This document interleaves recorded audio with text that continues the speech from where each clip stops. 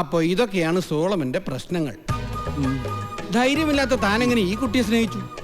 ഇത്രയും അടി കൊണ്ടിട്ടും ഈ കുട്ടിയോടുള്ള സ്നേഹം എന്തുകൊണ്ട് പോയില്ല? പ്രശ്നങ്ങളെ നേരിടാനുള്ള ധൈര്യം ഇല്ലെങ്കിൽ ഈ ഇഷ്ടമൊക്കെ വേണ്ടെന്ന് വെച്ചൂടെ? അപ്പൊ തന്റെ മനസ്സിൽ ധൈര്യമൊക്കെ ഉണ്ട്.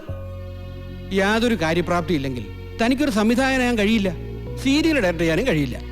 താനൊരു കാര്യം ചെയ്യും, ആദ്യം ആ സീരിയൽ അങ്ങ് പൂർത്തിയാക്കാം. അതൊന്നും ഇനി നടക്കൂല പോത്തൻ ഡോക്ടറെ. യൂദാസായിട്ട് അഭിനയിക്കുന്നവൻ വാർക്കപ്പണി കളഞ്ഞു വരാൻ പറ്റില്ലെന്ന് പീലാത്തോസിനെ വിളിച്ചപ്പോ അവൻ പിന്നെയും കൈയഴുകി.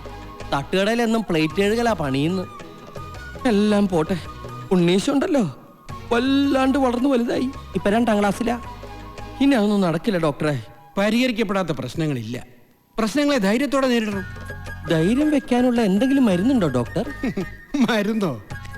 മനസ്സാണ് ഏറ്റവും വലിയ മരുന്ന്. ഇത് കൗൺസിലിംഗ് കൊണ്ട് ശരിയാക്കാനുള്ളതേ ഉള്ളൂ. ധൈര്യമായിട്ടിരുന്നുള്ളൂ. ധൈര്യം ഇല്ലല്ലോ ഡോക്ടർ. എന്നാ പിന്നെ ചുമ്മാ ഇരുന്നാ മതി.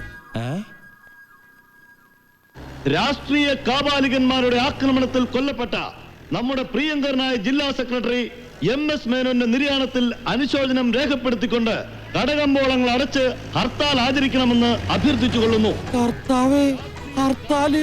ഞാൻ അപ്പഴേ പറഞ്ഞ വേണ്ട വേണ്ട, ഇന്ന സമയത്ത് ഇനി കണ്ടില്ല, അപ്പൻ എന്നെ ഏത് സമയത്ത്?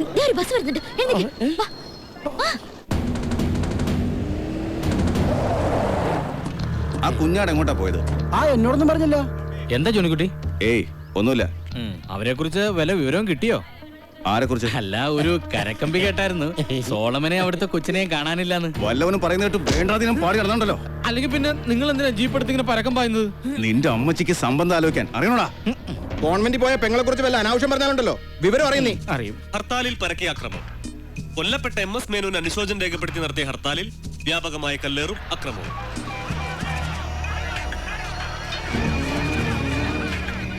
ജോണിക്കുട്ടി, നിങ്ങളുടെ പെങ്ങള്. ബസ് യാത്രക്കാരിയായ യുവതിക്ക് കല്ലേറിൽ ഗുരുതരമായ പരിക്ക്.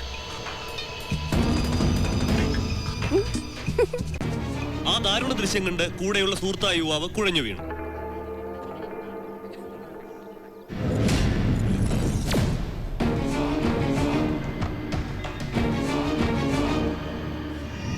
ജോണിക്കുട്ടി, ഇനി നാട്ടുകാരറിയോന്നുള്ള ചമ്മല് വേണ്ട. ടൗണിൽ ആശുപത്രി ചെന്നാൽ 2നെയും കൈയോടെ പൊക്കാം. എന്നിട്ട് മാന്യമായിട്ട് അവരുടെ കല്യാണം നടത്തി കൊടുക്കുക.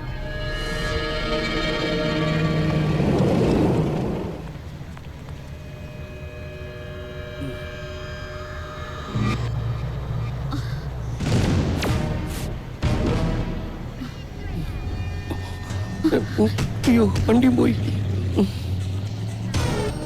അവരിങ്ങോട്ട് വരണ പോലെ തോന്നുന്നുണ്ടല്ലോ.